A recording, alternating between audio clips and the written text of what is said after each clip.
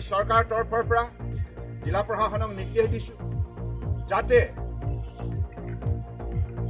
ক্ষতিগ্ৰস্ত ৰাইজক বান বিধ্বস্ত ৰাইজক যাতে উন্নত মানদণ্ডৰ খাদ্য যোগান ধৰে আৰু সকলো ধৰণৰ তেখেতসকলৰ বাবে সা সুবিধা প্ৰদান কৰাৰ ক্ষেত্ৰত শক্তিশালী পদক্ষেপ গ্ৰহণ কৰে।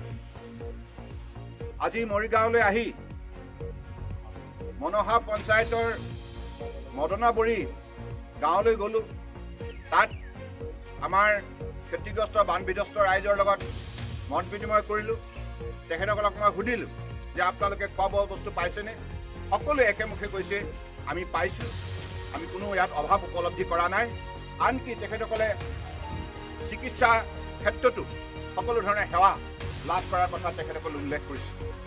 গতিকে ইয়াৰ স্থানীয় বিধায়ক অসম চৰকাৰৰ ৰাজ্যিক স্বাস্থ্যমন্ত্ৰী পীযুষ হাজৰিকা ডাঙৰীয়াই এই অঞ্চলৰ ৰাইজৰ প্ৰতি দায়িত্ব সহকাৰে দায়বদ্ধতাৰে কাম কৰাৰ বাবে আজি বান বিধ্বস্ত অঞ্চলৰ ৰাইজে এই কামত তেখেতসকলে বহুখিনি সহযোগিতা লাভ কৰিবলৈ সক্ষম হৈছে।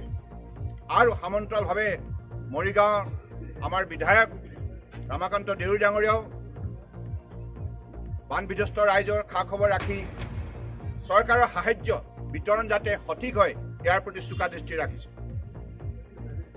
অসমৰ জলসম্পদ মন্ত্ৰী কেশৱ মহন্ত ডাঙৰীয়া আজি আমাৰ এই ভ্ৰমণত লগত আছিল আৰু তেখেতসকলৰ তৰফৰ পৰা জনাইছে ইতিমধ্যে জাগিৰ সমষ্টিৰ ভিতৰত যিমানখিনি মথাউৰি কাম কৰিব লগা আছিল সকলো সম্পূৰ্ণ হৈছে আৰু কেৱল আগন্তুক দিনত এটি কাম আমি সকলোৱে সময়মতে সম্পূৰ্ণ কৰাৰ লক্ষ্য স্থিৰ কৰিছোঁ।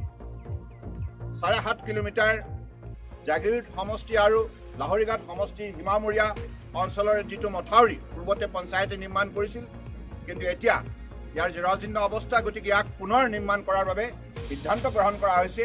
আৰু এই 7.5 কিলোমিটাৰ মথাউৰি নিৰ্মাণ কৰিলে আগন্তুক দিনত ইয়াৰ হাজাৰ হাজাৰ গাঁৱৰ ৰাইজে বানপানীৰ পৰা পৰিত্ৰাণ পাব।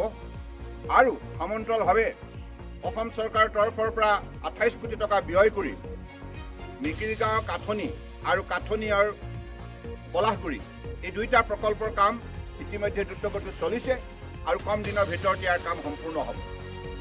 এটা শেহতীয়াকৈ প্ৰাৰ্থনা জনাইছোঁ। কোভিড-19ৰ বিৰুদ্ধে যুঁজ চলি আছে। এই যুঁজখন দীঘলীয়া হ'ব। আমাৰ টেষ্টিং এবিলিটি বাঢ়ি যোৱাৰ বাবে সংক্ৰমণৰ সংখ্যা বাঢ়ি গৈছে, সেইবুলি আপোনালোকে শংকিত নহ'ব। কেৱল স্বাস্থ্য বিভাগে যিবিলাক পৰামৰ্শ আগবঢ়াইছে, সামাজিক দূৰত্ব বৰ্তাই ৰাখি মুখত মাস্ক পৰিধান কৰি সঘনাই হাত পৰিষ্কাৰ কৰি ধুই আপোনালোকে যদি এই ক্ষেত্ৰত শৃংখলাবদ্ধতা প্ৰদৰ্শন কৰে, সামাজিক দায়িত্ব পালন কৰে, আমি সকলোৱে এই সংক্ৰমণৰ পৰা ৰক্ষা পাম। আৰু মই ভাবোঁ যে এইখিনি কাম আপোনালোকে সকলোৱে নিজক ৰক্ষা কৰাৰ লগতে পৰিয়ালটো, আপোনাৰ চুবুৰীটো, আপোনাৰ জিলাখন, ৰাজ্যখন, ৰাষ্ট্ৰখনক নিৰাপত্তা দিয়াৰ ক্ষেত্ৰত, নিৰোগী কৰি ৰখাৰ ক্ষেত্ৰত আপোনালোকে এইখিনি কথা সঠিকভাৱে যদি মানি চলে